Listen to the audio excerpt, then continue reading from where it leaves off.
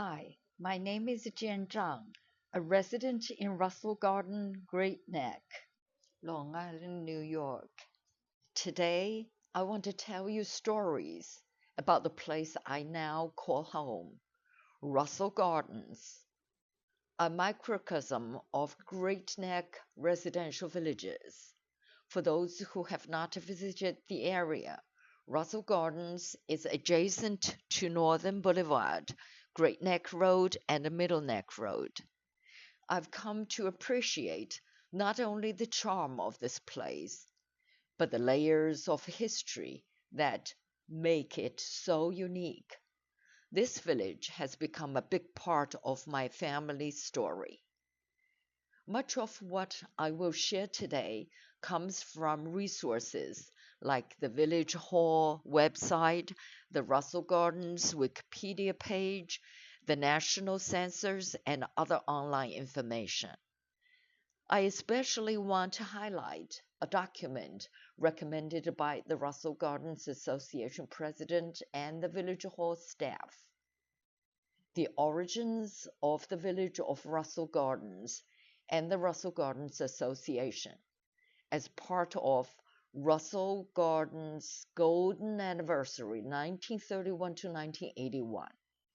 This document really helped me understand the beginning of this charming village and its transformation over the years. I'm sincerely grateful for the help. I've spent more than half of my life in the United States. I came to New York in 1986 as a visiting scholar from China.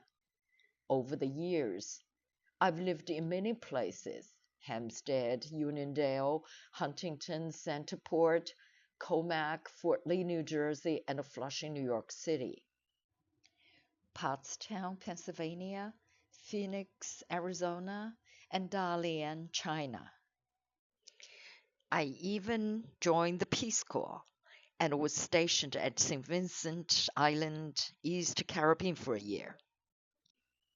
But honestly, no place has left such a lasting impression on me as Russell Gardens. I love the wide streets lined with a canopy of towering sycamore trees, the nature reserve with its peaceful hiking paths, the little park with its sculpture and a log bridge, the outdoor swimming pool, and the tennis courts. To top it all, there's such a variety of beautiful homes, everything from traditional Tudor houses to quaint cottages and sleek modern buildings. But what really warms my heart is the sense of community, which comes from its rich history. I'm so excited to share some historical stories with you today. According to the information on the Russell Gardens Village website, it was the third organized residential village on the Great Neck Peninsula, after Kensington and the Great Neck Estates. The name Russell Gardens was chosen by the developers to honor the original landowner, Captain Frederick Russell. Unfortunately, I couldn't find a clear picture of Captain Russell. The only photo with Captain Russell in it was this publicity picture with him standing on the left of the doorway. You can see his white beard in the picture. He was a tugboat company operator who later created a successful tolling company in Flushing. In 1902, Captain Russell bought a big farm in the area. Then in 1924, when he was 71, Captain Russell sold about 90 acres of his land for $300,000 to a developer and the syndicate Russell Gardens, Inc. Captain Russell lived to be 92 years old, spending his summers in Great Neck and winters in Bermuda. His son Jack Russell began building apartment houses facing Middle Neck Road during the Great Depression. but unfortunately he ran out of money quickly and didn't end up owning any of the original buildings. In September the 23rd, 1931, Russell Gardens was officially incorporated as a separate village, but the Russell Gardens Association was organized in 1922. Here's a photo of the 1982 Board of Directors of Russell Gardens Association, where they celebrate the 50th anniversary of the village. Among the early battles that the RGA had won was with Molnar's Tavern, which occupied the building now housing Peter Luger's steakhouse. Today, we can still see that the commercial buildings adjacent to the village on Northern Boulevard, including the steakhouse, have very few or no rear windows, are screened by shrubbery and brick walls, and have large on-site parking areas. Now I want to show you a photo of the original ornamental gates of Merivale Road, which once marked the entrance to Russell Gardens. Back then, the land had a large polo field on the east side of Merivale Road, surrounded by a wide fence. The polo field remained in the village until after World War II. It was also a place for community events like foot races and obstacle courses for children on the 4th of July and Labor Day, as well as father-son baseball games. Here's what the gates look like now, marking the entrance to our village. The tradition of community gatherings continues today, and these are photos and a short video of last year's 4th of July and Labor Day poolside barbecue, completing with family games and free ice cream for everyone. The sense of community is still very much alive.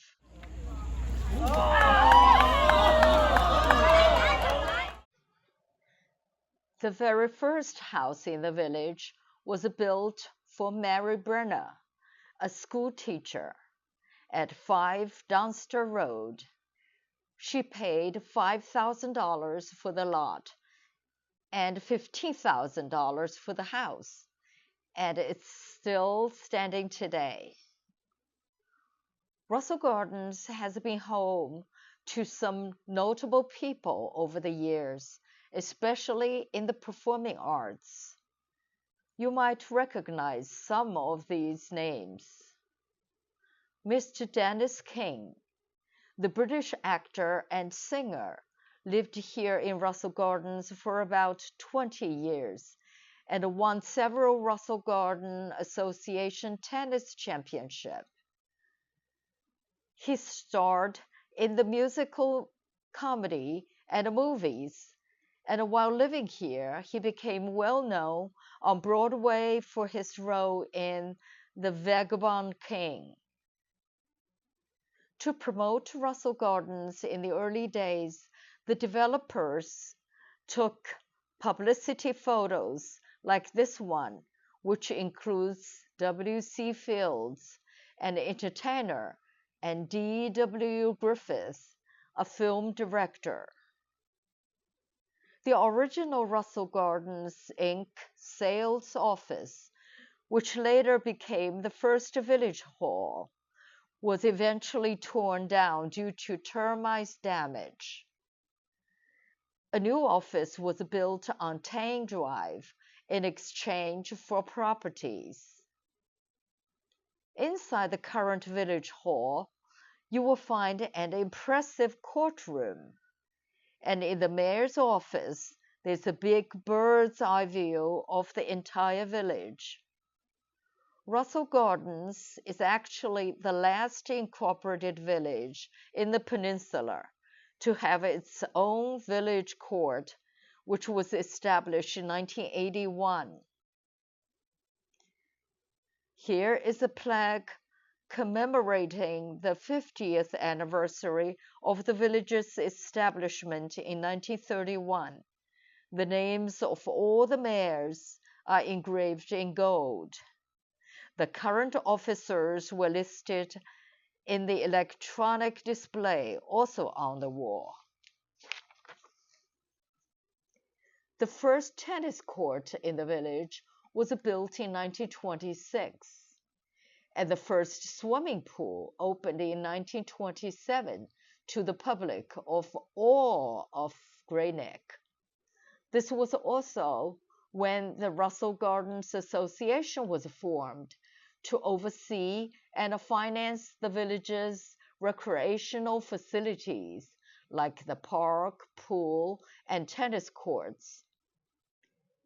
They've done a fantastic job maintaining these amenities over the years.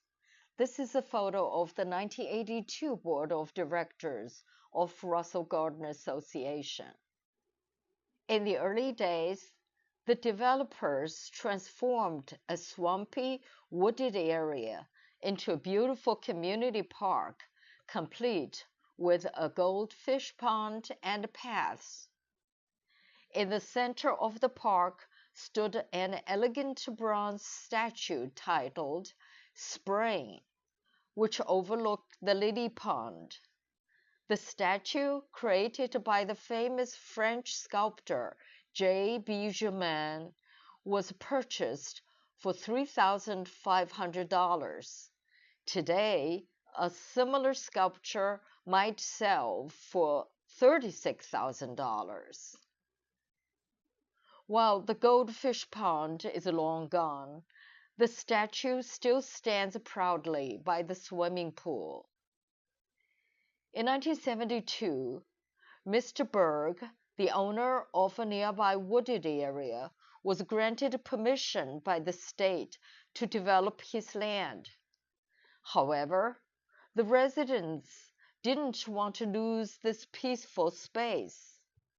Phyllis Ross, a local resident, started the Friends of Creek Park group with her neighbors and gathered 5,000 signatures on a petition to preserve the land. Thanks to their efforts, Mr. Berg agreed to sell the land with the condition of leaving it as a passive park. It was named in memory of his son, an ecologically minded young man who had passed away. Today, it's known as the Daniel J. Berg Memorial Creek Park with Joyce Cohen Nature Path. Another beautiful story of how the community came together to protect the environment. Looking back, the early growth of Russell Gardens was a part of a broader trend of suburban expansion in the 1930s. By the year 2000, Russell Gardens had a population around 1,000, nearly double the 1940th figure of 556, according to the national census. Wikipedia recorded that in 2000, the village's racial makeup was 85% white, 11% Asian and Pacific Islanders, about 5% Hispanic or Latino, and other racial groups. Since then, significant demographic changes have happened. The more recent data from 2020 U.S. Census reported about half of Russell Gardens residents identify themselves as Asian, most notably Chinese, with significant Iranian, Russian, Eastern European, and Polish populations as well. 36.8% of the population is foreign-born, a notably higher percentage than both the New York State average of 22.4% and the national average of 13.7%. Most residents, including those who are foreign-born, are engaged in professional fields. About 68.6% of them, including my son and daughter-in-law, hold executive, management, or professional positions. These residents have moved to Russell Gardens motivated by the desire for higher quality basic education, an improved standard of living, and the convenience of commuting between their professional jobs in New York City and suburban life just an hour or so away by train or car. This trend aligns with the early residents of Russell Gardens in 1930s, many of whom were working professionals moving their families from New York City to escape urban congestion and unsafe industrial environment, seeking better living conditions for themselves and a quality education for their children. Overall, Russell Gardens has evolved from a predominantly white community of New York City transplants in the 1930s to a culturally diverse enclave with significant Asian transplants. This reflects broader demographic trends observed in the entire Great Neck area, where well-educated foreign-born professionals and wealthy business people now contribute to the area's affluent and diverse character. Their presence has enriched the cultural fabric of the community, and their value align with the broader growth seen in the region. At the end of my talk, let me make it clear that all the above information reflects my own research and personal opinions, not representing Russell Gardens administration or any other individual's view. I volunteered to talk about the topic just to show that I'm proud to be a member of Russell Gardens Great Neck. Thank you.